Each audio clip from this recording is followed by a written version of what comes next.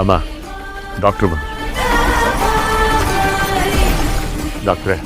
Don't worry, ಪ್ರಾಣಕ್ಕೇನೂ ಅಪಾಯ ಇಲ್ಲ.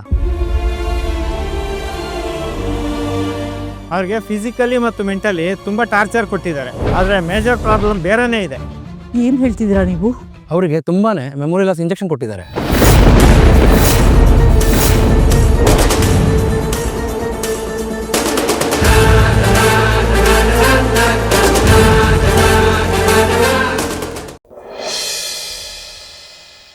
ಅಯ್ಯೋ ಅಣ್ಣ, ಇನ್ನ ಎಷ್ಟೊತ್ತು ಬ್ಯಾಗ್ ಮಾಡಿ. ಈ ಅಪ್ಪಯ್ಯ ಎಲ್ಲೋದ್ರು? ಅತ್ತೆ ಬರೋ ಹೊತ್ತಾಯ್ತು, ನಾನು ಹೋಗಿ ಆರತಿ ರೆಡಿ ಮಾಡ್ಕೊಳ್ತೀನಿ.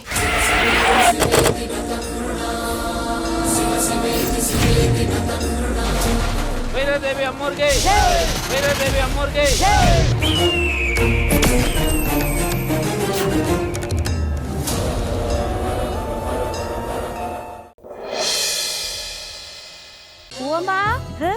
ಓಮ್ಮ ಯಾರಮ್ಮ? ನೀನೇ ಬಾ ಓಮ್ಮ. ಹೂ ಕೇಳಿದೆ ಕೊಡು. ಹೋಗೋ. ನನಗಿಷ್ಟೆಲ್ಲ ಬೇಡಮ್ಮ, 2 ಮೊಳ ಬೇಕು, 2 ಮೊಳ ಕೊಡಿ. ಈ ಹೂವಿನ ಅಂಗಡಿನ ನಾನು ಹೇಗಾದ್ರೂ ಮಾಡಿ ಹೊರಗೆ ಹಾಕ್ಬೇಕಲ್ಲ. ಅತ್ತೆ, ನನ್ನ ಹತ್ರ ಒಂದು ಸೂಪರ್ ಐಡಿಯಾ ಇದೆ.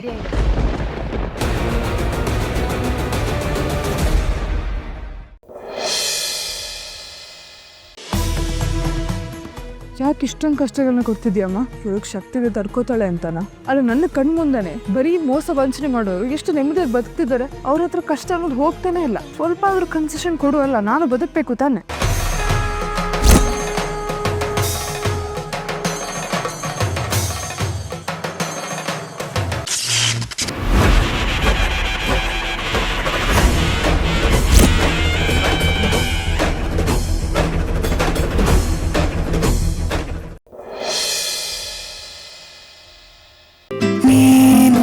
ಬಗೆಹರಿಯದ ಹಾಡು ನೋಡು, ಹದಿಹರೆಯದ ಪಾಡು, ಕನಸಂತೂ ಈಗ ಚಿರಪರಿಚಿತ ಊರು. ಹುಚ್ಚಾದರೆ ಪೂರ್ತಿ ಹೊಣೆಗಾರರು ಯಾರು? ದಯ ಪಾಲಿಸು, ಕಿರು ಕಾಳಜಿ ಏನಿಲ್ಲ.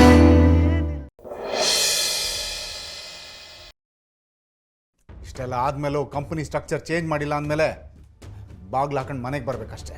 ಅಂದರೆ ಇಂಡೈರೆಕ್ಟಾಗಿ ಅಕ್ಕನ ಕೈಲಿ ಇದನ್ನೆಲ್ಲ ನಿಭಾಯಿಸೋಕ್ಕಾಗಲ್ಲ ಅಂತ ಹೇಳ್ತಿದ್ಯಾ ತಾನೇ?